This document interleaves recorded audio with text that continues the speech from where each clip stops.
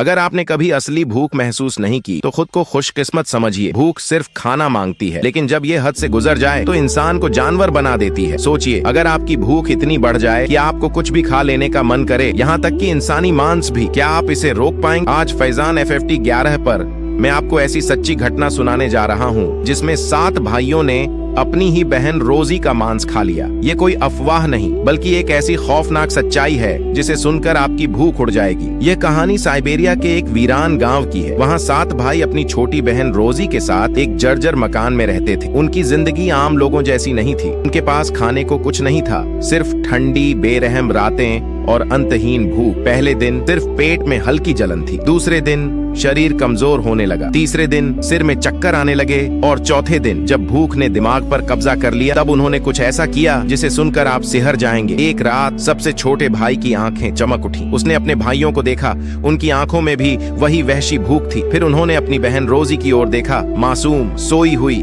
बेखबर। अगले ही पल एक चीख गूंज उठी। रोजी जाग चुकी थी, लेकिन बहुत देर हो चुकी थी। 7 भाई अब इंसान नहीं रहे थे, वे वहशी भेड़िए बन चुके थे और उन्होंने अपनी ही बहन पर झपट्टा मार दिया। रात भर वे उसकी चीखें सुनते रहे, लेकिन कोई रुका नहीं। जब सुबह हुई तो कमरे में सिर्फ सन्नाटा था और जमीन पर पड़े थे इंसानी मांस के टुकड़े। जब पुलिस वहां पहुंची, भाइयों ने कोई पछतावा नहीं दिखाया। उनकी आंखों में डर नहीं था, सिर्फ सुकून था, जैसे उनकी भूख मिट गई हो। डॉक्टर्स का मानना था कि यह कैनिबलिस्टिक हंगर सिंड्रोम था, एक ऐसा मानसिक रोग जिसमें इंसान को इंसानी मांस खाने की तलब लगती है। लेकिन कुछ लोग कहते हैं कि यह कोई बीमारी नहीं, बल्कि उस घर में छिपी एक खौफनाक आत्मा का असर था। क्या सच में कोई ऐसी आत्मा थी जो भूख को इतना बढ़ा सकती है कि इंसान को ही खाने लगे? यह घटना आज भी रहस्य बनी हुई है। 7 भाइयों की भूख मिट चुकी थी, लेकिन कुछ दिनों बाद उन्हें भी जंगल में मृत पाया गया। उनके शरीर पर कोई घाव नहीं था, लेकिन उनके चेहरे पर वही भयानक भूख बनी हुई थी। अब सवाल यह है, क्या यह सिर्फ भूख थी या किसी दुष्ट शक्ति की साजिश? अब यह फैसला आप कीजिए। क्या यह मानसिक बीमारी थी या कुछ अलौकिक ताकतों का असर? अपनी राय कमेंट में बताइए। और अगर आप ऐसी ही रहस्यमयी और खौफनाक कहानियां देखना चाहते तो अभी फैजान FFT 11 को सब्सक्राइब कर लीजिए।